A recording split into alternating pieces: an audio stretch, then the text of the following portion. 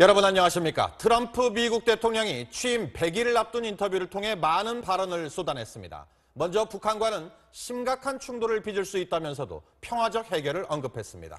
김정은에 대해서는 이성적이길 바랄 뿐이라고 했는데 중국도 북한을 더 압박하고 나섰습니다. 먼저 워싱턴에서 박승진 특파원이 보도합니다. 취임 100일을 이틀 앞두고 트럼프 대통령이 로이터 통신 인터뷰를 통해 북한과의 충돌 가능성, 즉 무력 사용을 언급했습니다. There's a chance that we could end up having a major conflict with North Korea. 트럼프는 그러나 자신은 평화적 해결을 원한다면서 외교적 해결은 매우 어려운 일이 될 것이라고 예상했습니다. 북한 김정은이 이성적이라고 생각하느냐는 질문에는 27 나이에 정권을 물려받아 집권하는 것은 쉽지 않다면서 신뢰하진 않지만 이성적이기를 바랄 뿐이라고 밝혔습니다. 국무부는 새 대북 정책 가운데 하나인 협상의 전제 조건으로 북한의 확실한 비핵화 신호를 강조했습니다. 틸러슨 장관은 한 발 더 나아가서 완전한 핵 포기를 의지로 한 북미 양자 대화 가능성까지 시사했습니다. We do not seek regime change in North Korea. We're not seeking a collapse of the regime, a full denuclearization of the Korean Peninsula. 중국 역시 북한을 더욱 강하게 압박했습니다. 핵실험 시 대가를 치를 것이라고 위협했던 관영 매체들이 이제는 핵을 포기하지 않는다면 북중 관계 회복이 어려울 것이라고 경고했습니다. 잠시 뒤 열릴 유엔 안보리 외교장관 회의에서 미국은 북한 공관 폐쇄 등 북한과의 외교 단절을 요구하는 방안까지 검토하고 있습니다. 워싱턴에서 MBC 뉴스 박승길입니다. 트럼프 대통령은 또 성주기지에서 운용에 들어간 사드에 대해서도 언급했습니다. 한국이 사드 비용 10억 달러를 지불해야 할 것이라고 말했는데요. 우리 돈 1조 1천억 원 정도입니다. 이 사드 운용 비용은 미국이 전액 부담하기로 돼 있는 원칙을 부인한 건데 이런 폭탄 발언을 왜 한 걸까요? 조재영, 구경근 두 기자가 차례로 보도합니다. 트럼프 미국 대통령은 로이터 통신과의 인터뷰에서 한국이 사드 배치에 대한 비용을 지불해야 한다고 말했습니다. So, I informed South Korea that it would be appropriate if they paid. 부담 비용에 대해서는 사드 한 개 포대의 가격인 10억 달러, 우리 돈 1조 1,300억 원 상당으로 구체적인 액수까지 제시했습니다. Why are we paying $1 billion? It's a $1 billion system. 트럼프 대통령이 사드 배치 비용을 직접 언급한 건 이번이 처음입니다. 이 같은 발언에 대해 국방부는 한미 주둔군 지휘협정, 소파 관련 규정에 따라 사드 비용을 미국이 부담한다는 기본 입장에 변함이 없다고 밝혔습니다. 외교부도 미국 측으로부터 관련 사실을 통보받은 바 없다며 트럼프가 우리에게 알려줬다는 발언이 공식 외교 채널을 통한 합의가 아니라고 분명히 했습니다. MBC 뉴스 조재영입니다. 지난해 3월 한미 군 당국에 사드 배치 관련 공동 실무단이 체결한 약정서 내용입니다. 우리 정부가 부지와 기반 시설을 제공하고 사드 체계의 전개와 운영 유지 비용은 미 측이 부담한다고 명시돼 있습니다.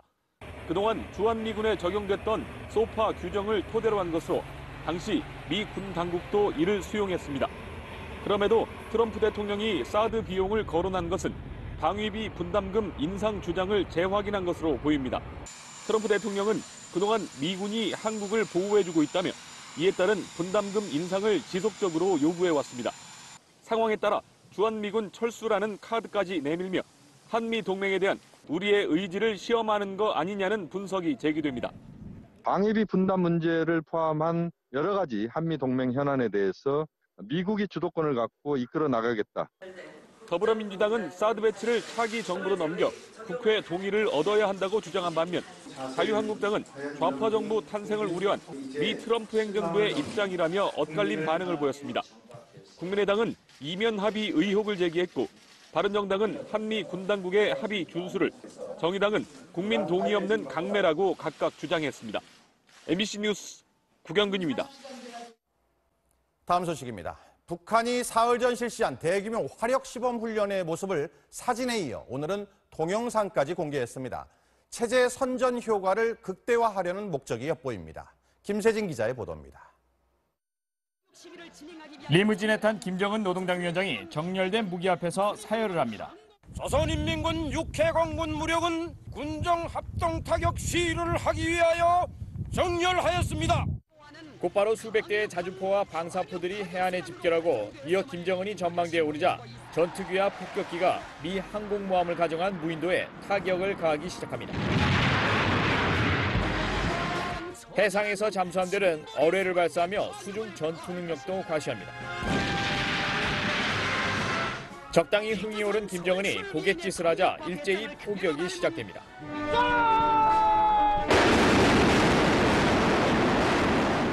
김정은은 전망대에서 내려와 직접 군인들을 격려했습니다.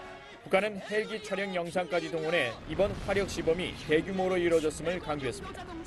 보통 최고 지도자의 군 시찰 영상은 한두 달 뒤 공개되지만 김정은 시대 들어 광명성호 발사나 청와대 습격 훈련 등 중요 군사 이벤트는 하루 또는 이틀 뒤 영상을 공개하며 체제 선전 효과를 끌어올리는 데 주력하는 모습을 보이고 있습니다. MBC 뉴스 김세진입니다. 최첨단 방어무기 사드가 배치된 성주기지가 정작 보안엔 허술한 것으로 나타났습니다. 어제 한 언론사가 헬기를 이용해 공중 촬영을 해도 아무런 제지를 받지 않았는데 MBC 취재진이 오늘 다시 현장을 가보니 여전히 보안에 구멍이 뚫려 있었습니다. 김재용 기자입니다. 사드가 배치된 성주기지의 모습입니다. 군용 헬기 이동은 물론 군 관계자들이 분주히 오가는 모습이 그대로 포착됩니다. 사드 발사대는 포신을 세운 채 하늘을 향해 있고 한가로이 퍼팅 연습을 하는 미군 장병들 모습까지 보입니다. 주한미군이 성주에 사드를 전개한 지 이틀이 넘었지만 장비 배치 과정은 이처럼 고스란히 노출되고 있습니다. 어제 오후에 사드 포대 상공에 한 언론사 헬기가 항공 촬영을 하는 어처구니 없는 일까지 벌어졌습니다. 군 관계자는 애초 드론 촬영에 대비해 고도 500피트까지 비행 금지 구역을 설정했다며 헬기 촬영까진 예상하지 못했다고 말했습니다. 국방부는 뒤늦게 어제 오후 3시 비행 금지 구역을 포대 상공 7,000피트까지 확대했지만 사드 장비 반입 약 40시간 뒤 내려진 뒷북 대처였습니다. 일반 군부대도 항공 촬영을 할 수 없는데 전략자산이라고 할 수 있는 사드 포대의 상공을 열어놓은 것은 결코 이해할 수 없는 행동이라고 할 수 있겠습니다. 미군은 밤에 운영 중인 사드 포대에 대해선 기밀 시설로 간주해 엄격히 보안을 유지하고 있습니다. 우리 군 당국이 지난해 7월 사드 전자파 우려를 불식시킨다며 패트리엇 레이더 기지를 공개할 때는 주변 지형과 산세를 노출하지 않도록 신신당부했지만 이번에는 사실상 손을 놓고 있습니다. 국방부는 사드 배치 형태 등의 정보가 노출되면 작전 수행에 차질을 빚고 한미 동맹에도 불신을 초래할 수 있다며 성주군과 협의해 군사시설 보호구역 지정을 서두르겠다고 뒤늦게 밝혔습니다. MBC 뉴스 김재훈입니다.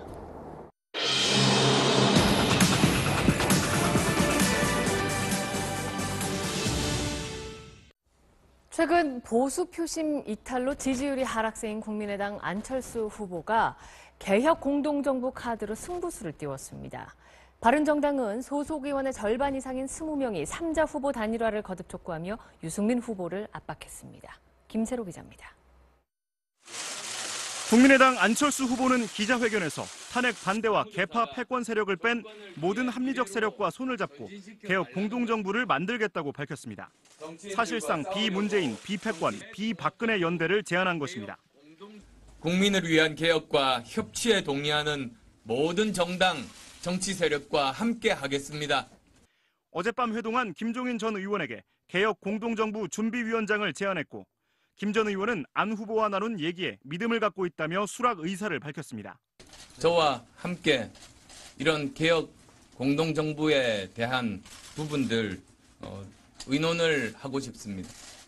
국회가 동의하면 차기 대통령 임기를 3년으로 단축하는 개헌안도 수용할 수 있다고 밝혔습니다. 앞서 출범한 더불어민주당 문재인 후보의 통합정부추진위원회는 같은 당내 사람들과 꾸리는 것이어서 차이가 있다고 평가절하했습니다. 이런 가운데 3자 단일화를 둘러싼 바른정당의 내부 갈등은 격화하고 있습니다. 바른정당을 탈당해 자유한국당으로 복귀하며 홍준표 후보 지지를 선언한 현역 의원이 처음으로 나왔습니다.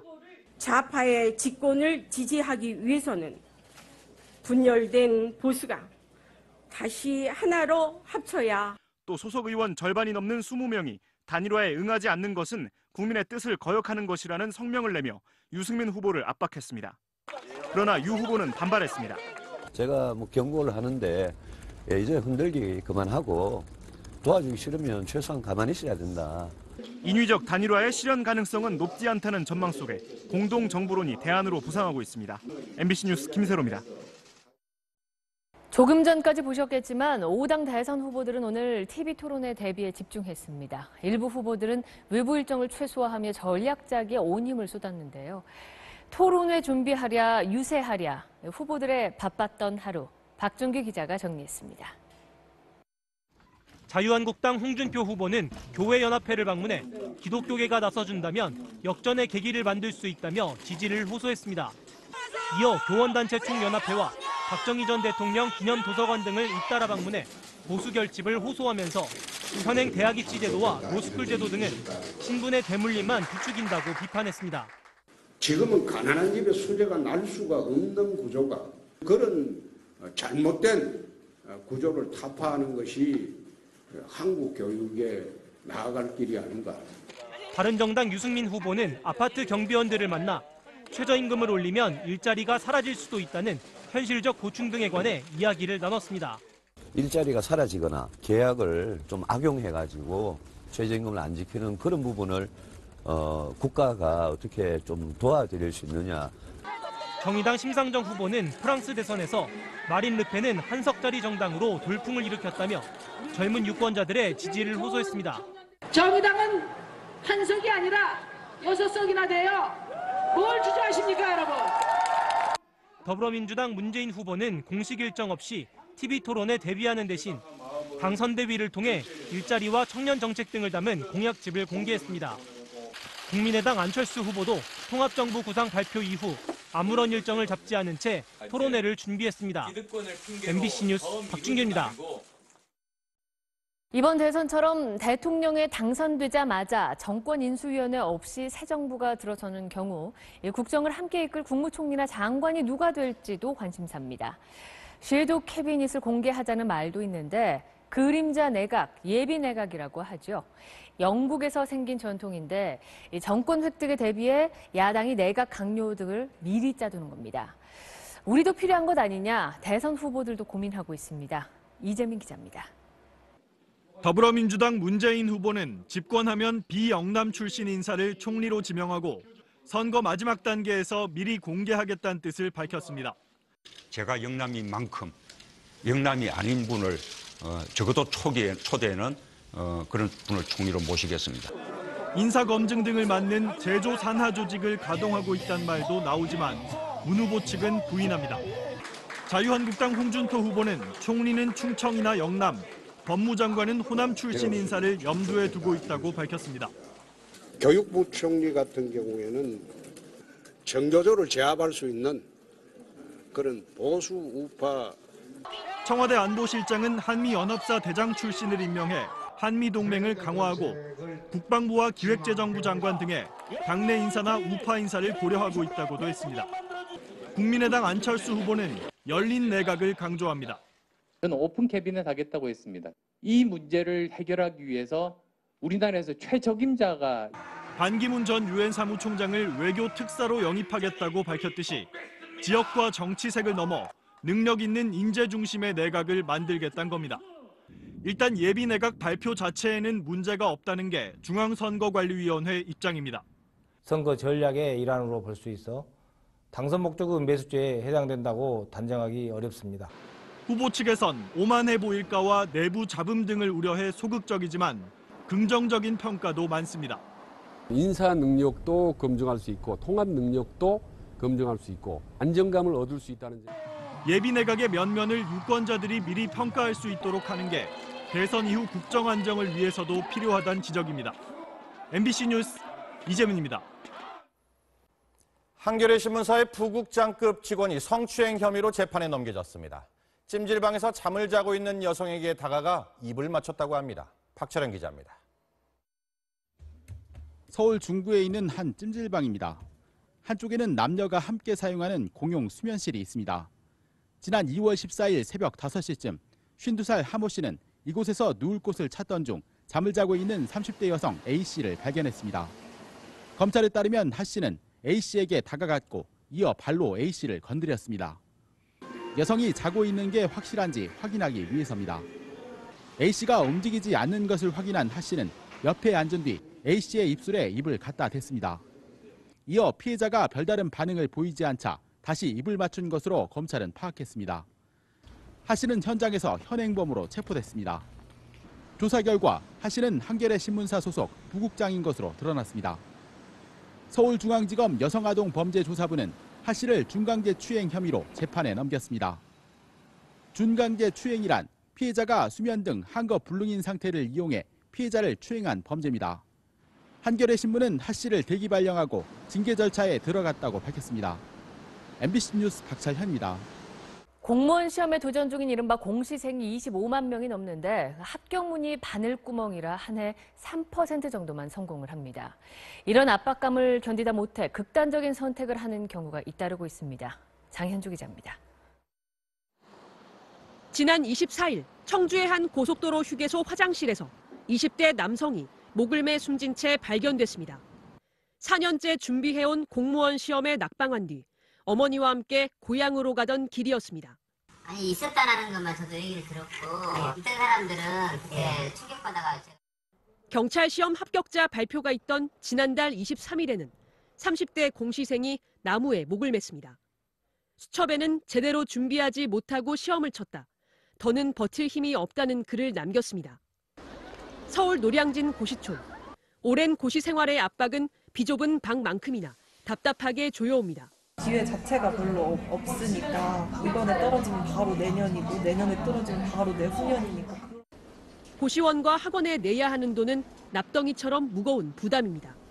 대학교 1학년 때부터 알바를 했거든요. 그걸 다 모아놨었어요. 다 쓰면은 또 이제 부모님한테 손 벌려야 되는 거니까. 지난 8일 치러진 구급 공무원 시험의 응시자는 17만 2천여 명, 역대 최다였습니다. 이 가운데 공무원이 되는 건 2.8%, 낙방한 97%는 내년을 기약해야 합니다. 2년 안에 못하면 학교 복학해야 되잖아요. 이 시선을 받는 게 지금부터가 두려워요. 공무원 시험 준비생의 70%는 우울증 위험군으로 우울감도 일반인의 3배라는 조사 결과는 청년 취업난의 어두운 현실을 그대로 반영하고 있습니다. MBC 뉴스 장현주입니다.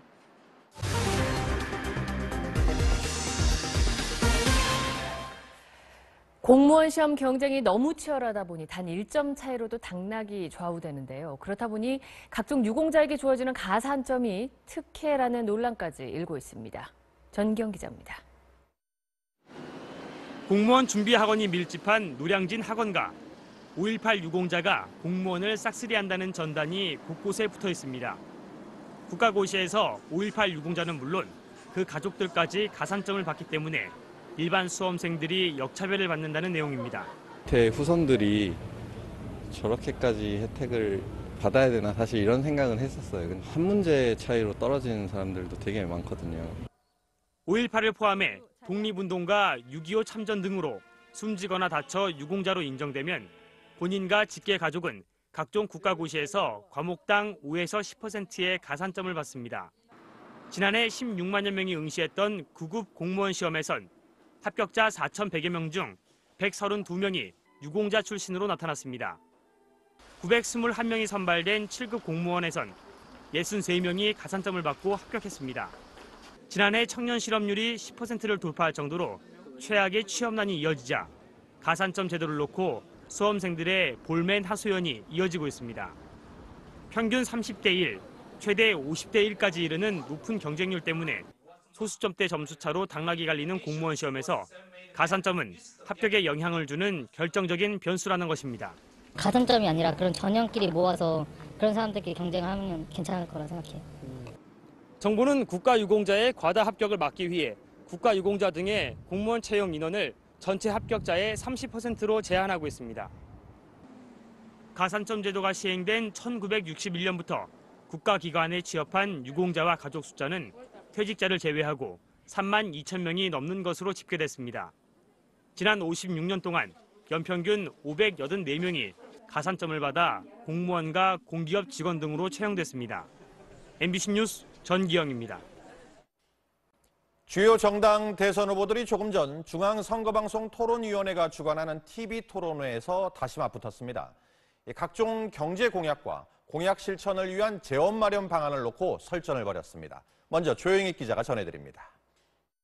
한 후보자가 토론 시작과 함께 성장 해법을 놓고 정면 충돌했습니다. 그냥 이렇게 골고루 나눠주겠다. 소득을 이렇게 올리겠다. 뭐 이런 건데 그 안에 어떻게 하는 방법이 없어요. 가계 소득이 높아져야 그러니까 그것이 소비를 어떻게 높아지는 촉진시키고 일자리, 그다음에 또 최저임금 인상 이런 많은 방안들. 성장을 위한 정부 역할을 놓고도 의견이 엇갈렸습니다. 민간 주도 그리고 또 중소기업, 벤처기업들을 육성해서 질 좋은 일자리를 많이 만들자. 저는 그 생각입니다. 정부가 강력한 투자를 통해서 인프라를 깔아줘야 된다고 생각합니다. 예. 재원 마련 방안은 증세 문제로 이어졌습니다. 이명박 정부 이전의 수준으로 올리겠습니다. 200조 원의 재원을 어디서 마련하십니까? 재정 효율화를 하고 그리고 두 번째로는 실효세율을 정말 정상적으로 만든 다음에 증세한다는 겁니다. 유 후보님은 복지가 곧 성장이다. 분배가 곧 성장이다. 이 개념 자체를 이해를 못 하시는 거예요. 홍준표 후보만 법인세 인상 반대 입장을 밝혔습니다. 감세를 하거나 현재 상태로 유지하자고 하는 사람은 저밖에 없는 것 같고. 개성공단 재개를 놓고도 공방이 벌어졌습니다. 5년간 돈이 넘어갈 돈이 100억 달러 정도 됩니다. 북한 청년들 그 일자리 대책같이 보이는데 이거 취소할 용이 없습니까? 저임금을 찾아서 나갔던 기업들이 맞으면 유턴해서 개성공단으로 가는 겁니다. 대기업에 대한 시각에도 많은 차이를 보였습니다. 트럼프가 법인세를 35%에서 15%로 내린다. 삼성이나 현대차도 그동안 20년 동안 혁신에 굉장히 게을리했다고 생각합니다. MBC 뉴스 조영익입니다. TV 토론에 앞서 각 대선 후보 측은 오늘도 추가 의혹 제기와 반박을 되풀이하며 치열한 공방을 펼쳤습니다. 문재인 후보 아들의 취업 특혜 의혹을 둘러싼 더불어민주당과 국민의당의 감정 싸움은 더 격해졌습니다. 육덕수 기자입니다. 국민의당은 문재인 후보 아들이 고용정보원 특혜 취업도 모자라 바로 상급 기관으로 파견 명령을 받았고 심지어 출근도 하지 않은 상태에서 월급을 받았다고 주장했습니다. 국민 세금을 도둑질하는 것이며 등교하지도 않고 마치 학점을 받아가는 최순실의 딸 정의로와 사건과 똑같다. 국민의당은 문 후보 아들 준용 씨를 사기와 업무 방해 혐의로 검찰에 고발하겠다고 밝혔습니다. 문 후보 측은 고용정보원 내부 문서를 공개하며 당시 준용 씨가 파견 근무 명령을 받은 건 맞지만 6명으로 구성된 TF팀에 배치됐고 원활한 업무를 위해 주로 고용정보원에서 근무했다고 설명했습니다. 그러면서 국민의당이 제기한 의혹은 악의적 네거티브라고 맞받아쳤습니다. 지도부들이 총출동해서 황당한 허위 주장을 되풀이하면서 온텅 카더라 수준에 불과했습니다. 대구는 1번 찍는 것이 습관화됐다는 문 후보 측 박영선 공동선대위원장의 대구 유세 발언도 논란이 됐습니다. 대구 시민은 수준과 의식을 얕잡아봤기 때문에 박영선 위원장이 그런 막말을 한 것입니다. 아무런 판단도 하지 않고 그저 습관적으로 찍어왔으니 1번 찍으라면 무조건 찍는다는 말입니까? 이에 대해 민주당은 네거티브 공세에 불과하다고 일축했습니다. MBC 뉴스 육덕수입니다. 오늘은 경제 분야 토론이었지만 사드 문제를 비롯한 다른 주제를 놓고도 설전이 이어졌습니다. 신경전도 날카로웠습니다. 천연우 기자입니다. 현 경제 상황에 대한 책임 공방이 오갔습니다. 집권 여당에서 중요한 직책이 있지 않았습니까? 그러면 경제 실패에 대해서 인정하고 반성하고 그 토대 위에서 이명박 박근혜 정부 10년 동안 경제정책 잘한 거 없습니다. 김대중 노무현 정부 때도 잘한 거 없습니다. 문 후보님 같은 대통령 뽑으면 아마 앞으로 또 우리 국민들께서 정말 후회하실 겁니다. 트럼프 대통령의 사드 비용 분담 발언에 대한 비판이 나왔습니다. 야밤에 기습으로 배치하고 배치하자마자 청구서를 보내는 이런 행동이 과연 동맹국의 태도가 맞습니까? 양국 간에 10억 불 내는 게 아니라 돈 안 내는 걸로 이미 합의가 다 되는 거 잘 아시지 않습니까? 미국에서 내기로 이미 다 합의가 돼 있습니다. 민주당 문재인 후보는 국회 비준이 필요하다며 사실상 재검토 입장을 밝혔습니다. 다음 정부에 넘겨서 논의할 문제입니다. 충분한 외교적 협의와 또 국민적인 공론화 과정을 거쳐서 결정할 문제라고 봅니다. 지난 토론회 갈등이 이어졌습니다. 사실이 18%, 거짓말이 54%로 밝혀졌어요. 오늘은 거짓말 안 하실 거죠? 주제 이야기 하십니까? 그러니까. 우리 사회자한테 지적받습니다. 예. 신경전도 뜨거웠습니다. 제가 사실은 우리 홍 후보님하고는 말을 섞지 않으려고 했는데 나도 신부하고 이야기하기 싫어요. 과거 한미 FTA에 대한 찬반 입장도 다시 언급됐습니다. 그 당시에 극렬하게 반대했죠. 우리가 체결한 문재인 후보는 유승민 후보에게 정책본부장에게 물어보라고 한 발언에 대해 사과했습니다. 지난번에 저보고 정책본부장한테 물어보라고 그러셔가지고 우리 정책본부장과 토론하시라 이야기는 제가 사과드리겠습니다. MBC 뉴스 천현우입니다. 경제 파탄으로 식량난까지 극심한 베네수엘라에서 대통령 퇴진을 요구하는 반정부 시위가 한 달째 이어지고 있습니다. 시위대 규모가 빠르게 느는 가운데 사상자가 속출하고 있습니다. 홍신영 기자입니다. 수천 명의 반정부 시위대를 향해 장갑차가 최루탄과 물대포를 쏩니다. 도심은 화염병과 최루가스로 뒤덮였고 고무탄, 공포탄 총격에 부상자가 속출합니다. 극심한 실업률과 식량난에 지친 시위대가 마두로 대통령의 퇴진과 조기 선거 실시를 요구하며 한 달째 반정부 시위를 이어가고 있습니다. 사망자만 29명에 달하고 1,500여 명이 체포됐습니다. Porque igual te vas a morir de hambre, te vas a morir de mengua, que es lo que está pasando con este gobierno. 중남미 국가들의 수장으로 불리던 베네수엘라는 3년 전 돈줄이던 원유 가격이 폭락하자 무상보육, 무상의료 등 좌파 정부의 복지 정책들이 한순간에 무너졌습니다. 뒤늦은 가격과 공급 통제의 부작용으로 국민의 약 75%가 평균 9kg 가까이 살이 빠졌다는 조사 결과가 나올 정도로 식량난도 악화됐습니다. 35년간 베네수엘라 자동차 시장에서 점유율 1위를 유지해온 GM 현지 법인에서 2,700명이 해고 통보를 받는 등 실업난 역시 가중되고 있습니다. 정부가 가동을 멈춘 해외 기업 공장을 몰수해 국영 기업으로 바꾸는 방법으로 실업난을 타개하려 하자 극심한 반발과 소송이 잇따르고 있습니다. 국제통화기금이 올해 베네수엘라의 물가 상승률이 720%로 치솟고 실업률은 25%가 넘을 것으로 전망한 가운데 시위 규모가 급격히 늘고 있어 위기감이 한층 높아지고 있습니다. MBC 뉴스 홍신영입니다.